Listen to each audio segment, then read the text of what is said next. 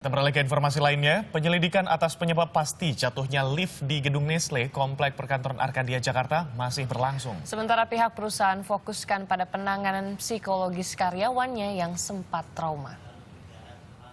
Abdul Rahman, pekerja outsourcing di perusahaan Nestle yang luka cukup serius dalam peristiwa jatuhnya lift, masih dirawat intensif di Rumah Sakit Siloam, Jakarta Selatan.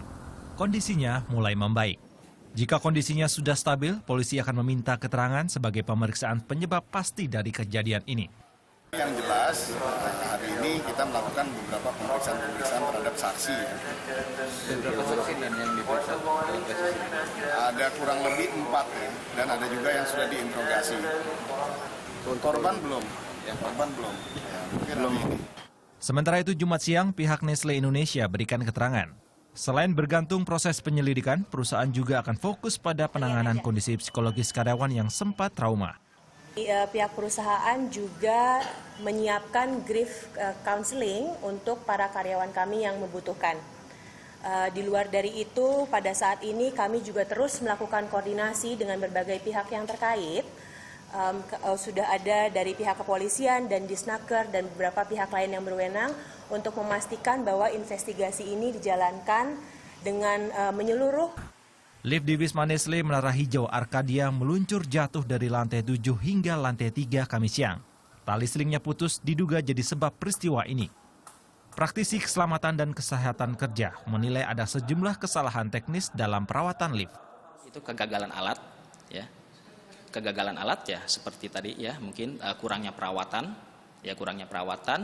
dan mungkin karena lifetime ya alat tersebut ya, karena kurangnya perawatan dan itu kesalahan pengoperasian. Saat kejadian lift tengah mengangkut 3 karyawan, 2 korban meninggal dunia, 1 orang luka-luka. Tim Liputan melaporkan untuk NET. Jatuhnya lift dapat terjadi dalam waktu yang singkat. Dampak fatal bisa kita hindarkan dengan beberapa cara. Dan berikut beberapa cara yang bisa kita lakukan saat berada dalam kondisi darurat dalam lift.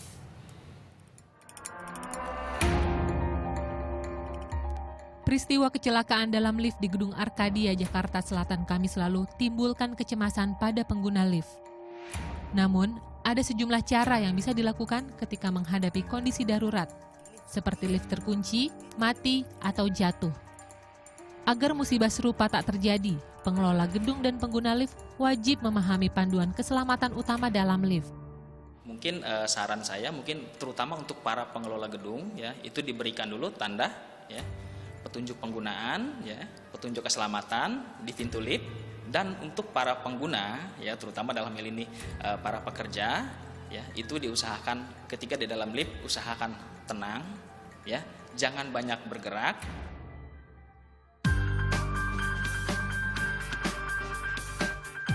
Dedi pun menjelaskan sejumlah cara agar kita bertahan hadapi situasi darurat ketika lift jatuh.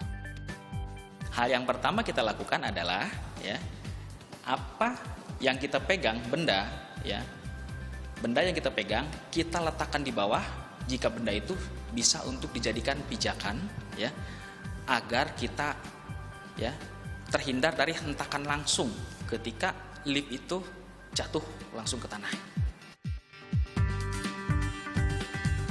Pijakan ini berfungsi menahan badan pengguna lift untuk menghindari kontak langsung. Yang kedua, jangan pernah melompat, karena melompat justru memperparah resiko cedera. Ketiga, ketika berdiri jangan tegak, lutut ditekuk agar ada redaman saat lift terguncang. Selain itu, maksimalkan pegangan yang ada di dalam lift. Yang juga penting, pengguna lift harus menahan rasa panik dan tetap tenang saat situasi darurat.